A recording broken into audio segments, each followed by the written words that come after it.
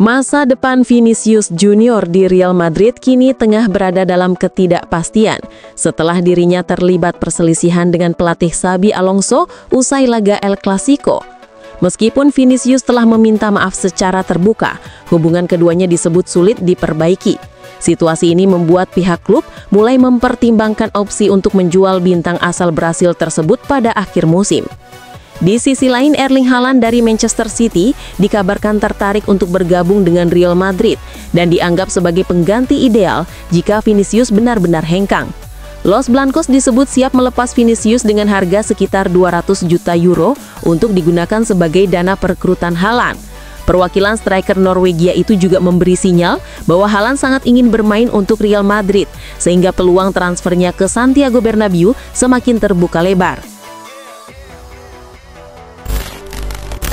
Arsenal kini memiliki bintang muda baru bernama Max Dauman yang baru saja mencetak sejarah sebagai pemain termuda dalam ajang Liga Champions. Ia menjalani debut gemilang saat Arsenal meraih kemenangan atas Slavia Praha pada usia 15 tahun 308 hari. Pencapaian luar biasa itu mematahkan rekor sebelumnya yang dipegang oleh Youssoufa Moukoko yang debut di usia 16 tahun 18 hari. Manajer Arsenal Mikel Arteta tidak bisa menyembunyikan rasa bangganya terhadap Dauman. Ia memuji karakter, keberanian, dan mentalitas sang pemain muda yang langsung tampil percaya diri serta berani menembus pertahanan lawan meski baru pertama kali tampil di level tertinggi Eropa. Arteta menilai kemampuan seperti itu adalah bakat alami yang tidak bisa diajarkan dan menegaskan bahwa usia bukanlah halangan bagi Dauman untuk bersinar di masa depan. Manchester United tengah mengalami kebangkitan di Liga Inggris setelah berhasil menghindari 4 kekalahan beruntun dan kini menempati posisi ke-8 dengan 17 poin dari 10 pertandingan.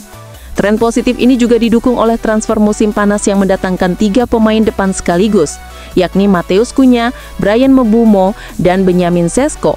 Pelatih Ruben Amorim kini menargetkan penguatan lini tengah dengan Elliot Anderson dari Nottingham Forest sebagai prioritas utama. Penampilan impresif Anderson saat Nottingham Forest bermain imbang 2-2 melawan MU membuat klub yakin pemain 22 tahun ini cocok dengan gaya permainan setan merah dan bisa menjadi investasi jangka panjang. MU berencana merekrutnya pada bursa transfer Januari dengan dana sekitar 70 juta pound sambil bersaing dengan klub-klub Liga Inggris lain yang juga tertarik pada gelandang muda tersebut. Kobbie Mainoo dilaporkan semakin dekat meninggalkan Manchester United untuk bergabung dengan Napoli pada bursa transfer Januari mendatang. Gelandang muda Inggris ini menjadi target utama pelatih Antonio Conte yang ingin memperkuat lini tengah juara bertahan Serie A menjelang paruh kedua musim. Napoli disebut sangat agresif dalam negosiasi peminjaman dengan kesepakatan yang mencakup penanggung gajian penuh Mainoo sebesar 45.000 pound per pekan serta opsi pembelian permanen di akhir masa pinjaman. Presiden Napoli Aurelio De Laurentiis telah berdiskusi langsung dengan tim rekrutmen dan Conte mengenai peran Mainoo dalam strategi permainan tim. Sementara itu, agen Mainoo dan perwakilan pemain juga tengah merundingkan kesepakatan pribadi agar transfer dapat rampung sebelum jendela transfer musim dingin resmi dibuka, menunjukkan bahwa kepindahan Mainoo ke Italia bisa terwujud dalam waktu dekat. Cristiano Ronaldo menyampaikan pandangan yang cukup tegas mengenai peluang Manchester United di Premier League musim 2025-2026. Menurut penyerang Al Nassr tersebut, mantan klubnya itu hampir mustahil menjuarai liga musim ini. Ronaldo menilai meskipun performa MU mulai membaik setelah sempat terpuruk di awal musim, tim asuhan Erik ten Hag tersebut masih belum cukup konsisten untuk bersaing di level teratas. Ia menyoroti jarak 8 poin yang memisahkan MU dari Arsenal sebagai hambatan besar yang sulit untuk dikejar, terutama dengan ketatnya persaingan di papan atas Liga Inggris. Ronaldo juga menilai bahwa untuk bisa menjadi juara, MU harus menunjukkan stabilitas dan mental juara yang sejauh ini masih belum terlihat secara penuh. Dengan kondisi tersebut, ia pesimistis Manchester United mampu menutup musim sebagai kampiun Premier League. Pada tahun 2026, Marc Guehi dipastikan akan meninggalkan Crystal Palace sebagai free agent dan diprediksi menjadi rebutan di bursa transfer. Liverpool disebut sebagai klub terdepan yang berpeluang merekrutnya setelah sempat gagal mendatangkannya pada bursa transfer musim panas lalu. Namun Liverpool tidak sendirian dalam perburuan ini. Rival mereka Manchester United juga dikabarkan sangat berminat merekrut Guehi dan siap bersaing untuk mendapatkan tanda tangannya. MU melihat Guehi sebagai sosok ideal untuk memperkuat sekaligus melakukan regenerasi di lini pertahanan mereka. Saat ini bek tengah senior Harry Maguire menjadi satu-satunya pemain berpengalaman di posisi tersebut, sementara kontraknya akan habis pada tahun 2026. Karena itu MU mulai mencari pengganti jangka panjang dan pengalaman Guehi di Premier League membuatnya dinilai cocok untuk mengisi peran penting di jantung pertahanan Setan Merah. Endrick dikabarkan tengah menghadapi ketidakbahagiaan di Real Madrid karena ia belum mendapatkan kesempatan bermain di bawah arahan Xabi Alonso.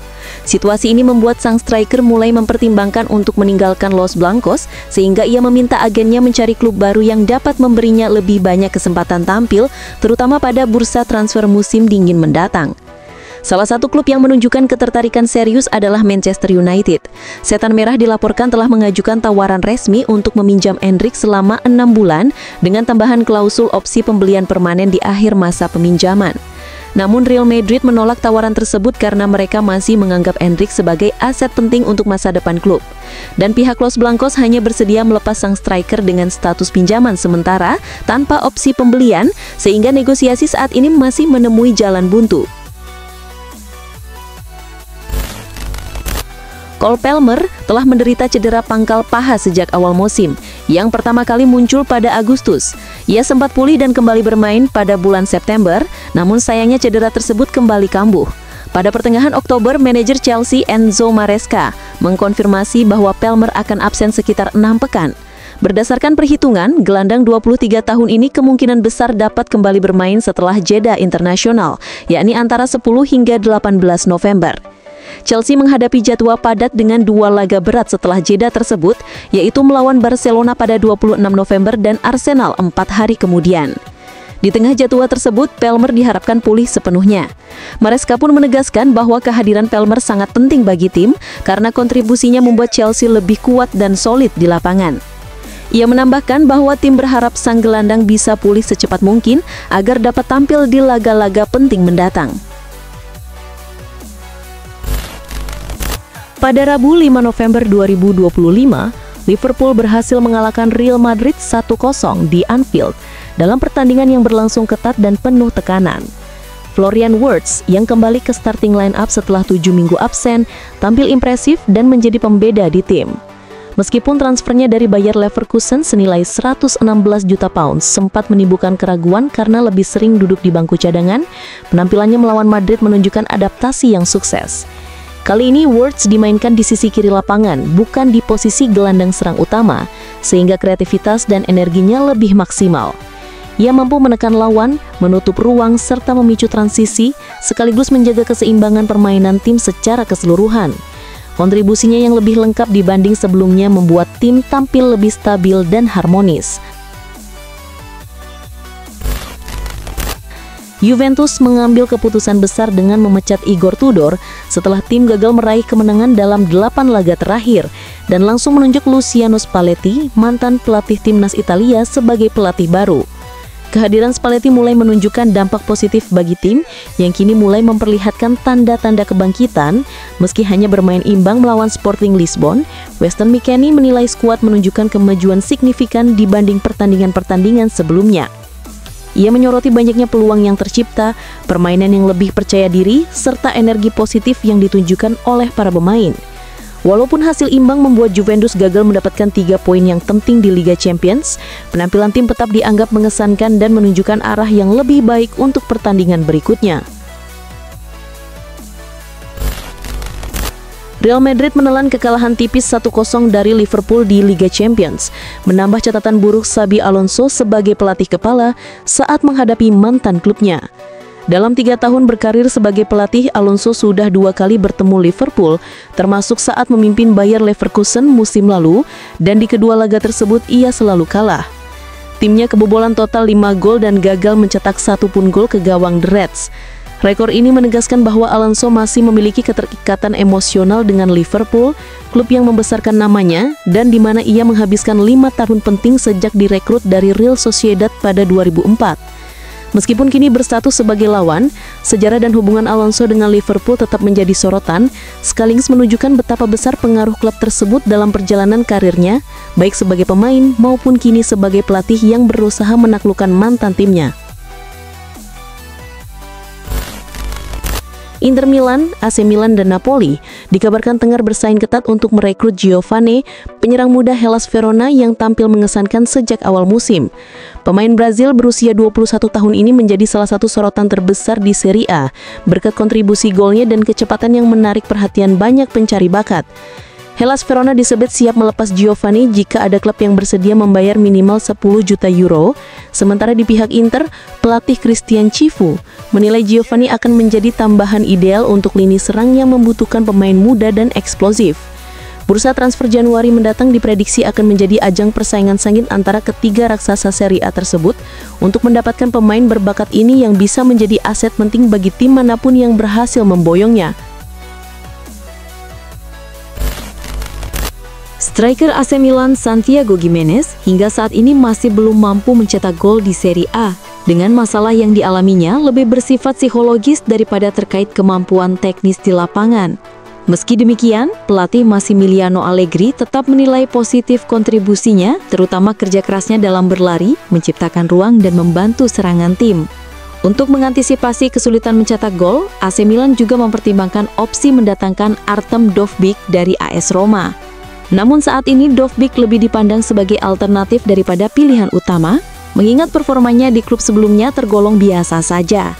Jika benar direkrut, pemain asal Ukraina tersebut diharapkan bisa segera menyesuaikan diri dan memberikan kontribusi maksimal selama 6 bulan sisa musim ini, sehingga menjadi tambahan yang efektif untuk lini serang tim. Paulo Dybala kini menjadi sorotan utama di AS Roma setelah gagal mengeksekusi penalti dalam laga melawan AC Milan beberapa hari lalu, dan kemudian mengalami cedera bahu yang diperkirakan akan membuatnya absen selama sekitar 3 minggu. Cedera ini menimbulkan keraguan serius mengenai kemungkinan perpanjangan kontraknya, sementara performa La Gioia kembali menjadi sorotan penggemar dan media Italia. Menjelang negosiasi kontrak baru, Roma semakin khawatir karena kondisi cedera Dybala berpotensi mengganggu proses kesepakatan dan mempengaruhi masa depan pemain Argentina itu di klub. Kondisi ini membuat masa depan Dybala di AS Roma tetap penuh ketidakpastian, dengan banyak pihak menunggu perkembangan cedera dan performanya sebelum keputusan akhir mengenai kontrak dibuat. Harry Kane kini tengah menjalani musim ketiganya bersama Bayern Munchen, di mana ia berhasil mengakhiri paceklik gelar yang sempat membayangi karirnya. Meski demikian, striker timnas Inggris ini dikabarkan berencana meninggalkan klub pada 2026 karena merasa telah cukup lama bermain di Jerman dan ingin mencari tantangan baru untuk mengembangkan karirnya lebih jauh. Selain kemungkinan kembali ke Inggris, Kane juga mempertimbangkan untuk merumpu di Spanyol bersama Barcelona pada musim mendatang, dengan tujuan merasakan pengalaman baru bermain di La Liga setelah sebelumnya karirnya hanya berlangsung di Inggris dan Jerman. Minat Kane untuk bermain di Spanyol menunjukkan ambisinya untuk menjajal liga top Eropa lainnya, memperluas wawasan kompetitif, serta mengukir prestasi di level yang berbeda, sekaligus menambah pengalaman berharga bagi karir profesionalnya. Arsenal berhasil meraih kemenangan 3-0 saat bertandang ke markas Slavia Praha di Liga Champions, memperpanjang catatan clean sheet mereka menjadi 8 pertandingan beruntun. Tim Ria Melandan terakhir kali kebobolan pada 1 Oktober dan sejak itu gawang mereka terus terjaga, baik di ajang kompetisi domestik maupun Liga Champion. Catatan pertahanan yang impresif ini menyamai rekor klub yang dibuat 122 tahun lalu oleh Woolwich Arsenal yang berhasil menjaga gawang tetap bersih dalam 8 laga beruntun, mencakup 3 pertandingan terakhir musim 1902-1903 dan 5 laga pertama musim 1903-1904. Prestasi ini menunjukkan konsistensi dan kekuatan lini pertahanan Arsenal modern, sekaligus mengingatkan penggemar akan sejarah panjang klub dalam menjaga performa defensif yang solid. Pertandingan Karabakh versus Chelsea di Liga Champions berakhir imbang 2-2 di Taufik Bahramov Stadium Baku. Chelsea sempat unggul lewat gol Estefano pada menit ke-16, namun Leandro Andrade dan Marko Jankovic membawa Karabakh berbalik unggul 2-1 sebelum jeda. Di babak kedua, Alejandro Garnacho menyamakan skor untuk Chelsea pada menit ke-52. Meski The Blues terus menekan hingga akhir laga, mereka gagal mencetak gol tambahan.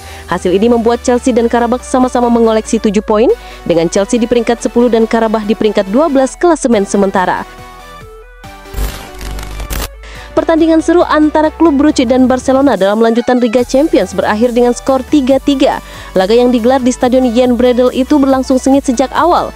Tuan rumah, klub Brugge tampil agresif dan unggul cepat lewat gol Nicolo Tresordi pada menit ke-6.